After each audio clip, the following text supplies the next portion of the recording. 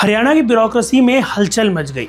एक ऐसा फैसला आया जिसने न सिर्फ प्रशासनिक हलकों में चर्चाओं को जन्म दिया, बल्कि सीनियरिटी और योग्यता की बहस भी छेड़ दी। फरवरी 19 की रात हरियाणा गवर्नमेंट ने एक बड़ा कदम उठाया और 1990 बैच के आईएएस ऑफिसर अनुराग रस्तोगी को चीफ सेक्रेटरी नियुक्त कर दिया। यह फैसला चौंकाने वाला इसलिए था क्योंकि सीनियरिटी लिस्ट में वो तीसरे नंबर पर थे। लेकिन सवाल यह है, आखिर सरकार ने उन्हें ही क्यों चुना? क्या ये एक बोल्ड लीडरशिप डिसीजन था या फिर इसके पीछे कुछ और कारण छिपे थे? क्या उनके अनुभव और प्रशासनिक क्षमता से राज्य को फायदा होगा? और क्या उनकी नियुक्ति पर उठ रहे सवालों से उनकी छवि प्रभावित होगी? आइए इस पूरी कहानी को विस्तार से समझते हैं।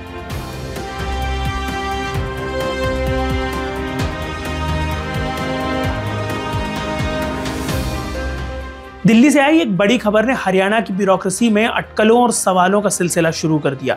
17 फरवरी को हरियाणा के चीफ सेक्रेटरी विवेक जोशी को इलेक्शन कमिश्नर बना दिया गया। अब सबसे बड़ा सवाल था, हूज नेक्स्ट? हर कोई यही सोच रहा था कि हरियाणा सरकार सीनियर मोस्ट आईएएस ऑफिसर को ही चीफ सेक्रेटरी बनाएगी। लेकिन 19 फरवरी की रात सबकी सोच से अलग एक नाम सामने आया, अनुराग रस्तोगी। क्या थी इस फैसले के पीछे की वजह? हरियाणा सरकार ने फैसला किसी जल्दबाजी में नहीं लिया था। अनुराग रस्तोगी को चुनने के पीछे उनका एडमिनिस्ट्रेटिव एक्सपीरियंस और उनकी इम्पेकेबल रेप्यूटेशन थी। अनुराग रस्तोगी का जन्म 21 जून 1965 को मुरादाबाद, उत्तर प्रदेश में हुआ। बचपन से ही वे हाईली टैलेंटेड और डिटर्मिन्ड थे। सिविल सर्विसेज का सपना उन्होंने अपने ग्रेजुएशन के दौरान ही देख लिया था। यूपीएससी की टफ प्रेपरेशन के बाद 1989 में उन्होंने यूपीएससी सीएससी क्लियर किया और 1990 में आईएएस ऑफिसर बने। उनका एडमिनिस्ट्रेटिव करियर बेहद इंप्रेसिव रहा है। From sub divisional magistrate to additional deputy commissioner, फिर deputy commissioner of major districts like Panipat, Gurugram और हिसार, हर जगह उन्होंने अपनी छाप छोड़ी। Finance, urban development, excise and taxation, town and country planning, Haryana सरकार के लगभग हर मेजर डिपार्टमेंट में उन्होंने काम किया है। उनकी पहचान एक डिसिप्लिन्ड और स्ट्रेटेजिक थिंकर के रूप में रही है। फाइनेंस और रेवेन्यू मैनेजमेंट में उनकी गहरी पकड़ मानी जाती है और शायद यही कारण था कि सरकार ने सीनियरिटी की परंपरा को तोड़ते हुए उन्हें चीफ सेक्रेटरी बनाया।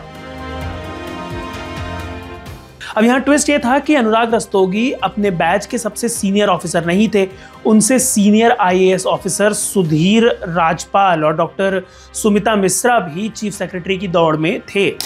तो फिर सरकार ने उन्हें ही क्यों चुना? असल में हरियाणा गवर्नमेंट की एक पुरानी परंपरा रही है कि फाइनेंशियल कमिश्नर रेवेन्यू या एफसीआर को चीफ सेक्रेटरी बनाया जाता है और इस ट्रेडिशन को कंटिन्यू करते हुए ही रस्तोगी को ये जिम्मेदारी दी गई।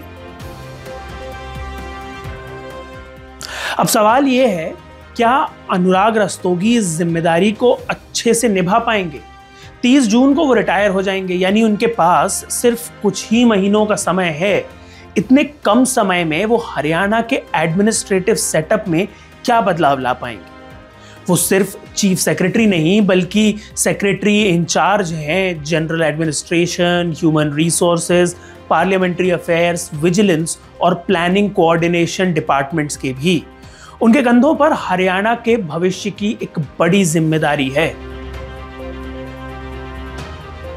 इंटरेस्टिंग बात यह है कि पिछले साल ही अनुराग रस्तोगी और उनके दो बैचमेट्स अंकुर गुप्ता और राजशेखर वुंद्रू ने हरियाणा गवर्नमेंट से एक डिमांड की थी कि उनकी सीनियरिटी को रिवाइज किया जाए।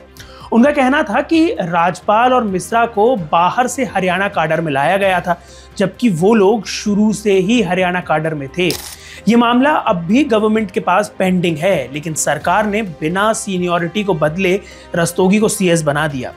एक बोल्ड मूव जो उनके लीडरशिप स्किल्स पर सरकार के भरोसे को दिखाता है। अनुराग रस्तोगी की नियुक्ति के बाद ये सवाल भी उठ रहा है कि क्या हरियाणा गवर्नमेंट आगे कोई बड़ा ब्यूरोक्रेटिक रीशफल करेगी? चूंकि उनका कार्यकाल सिर्फ जून तक है, इसलिए सरकार को ये भी तय करना होगा कि अनुराग रस्तोगी के बाद उनकी जगह कौन लेगा। क्या ये सीनियरिटी बैटल आगे और बढ़ेगी या फिर सरकार कोई और सरप्राइज मूव देगी। इसके अलावा क्या अनुराग रस्तोगी इन कुछ महीनों में ऐसा कुछ कर पाएंगे जिससे उनकी लेगेसी लंबे समय तक याद रखी जाए? उनकी कार्यशैली और लीडरशिप स्किल्स इस बात को तय करेंगे। हरियाणा की ब्यूरोक्रेसी के लिए ये अपॉइंटमेंट सिर्फ एक नई जिम्मेदारी नहीं है, बल्कि एक नई दिशा की ओर इशारा कर रही है। अनुराग रस्तोगी के पास वर्षों का अनुभव है, प्रशासनिक क्षमता है और लीडरशिप की समझ भी है, लेकिन सवाल ये है कि क्या उनका कार्यकाल महज एक टेम्परेरी अरेंजमेंट साबित होगा या फिर वो हरियाणा की गवर्नेंस में एक ऐसा बदलाव लाएंगे जो लंबे समय तक याद रखा जाएगा। सीनियर मोस्ट ऑफिसर को बाईपास करके एक अलग नाम चुनना कोई आसान फैसला नहीं था।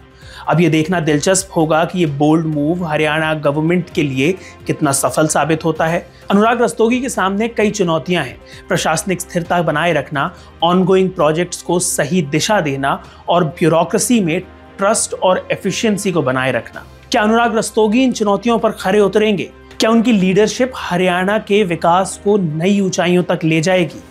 ये तो आने वाला वक्त ही बताएगा। आप इस बारे में क्या सोचते हैं, हमें कमेंट्स में जरूर बताएं। अगर आपको ये वीडियो पसंद आया तो इसे लाइक और शेयर करें, साथ ही इंडियन मास्टरमाइंड्स को सब्सक्राइब करें। Thank you for watching.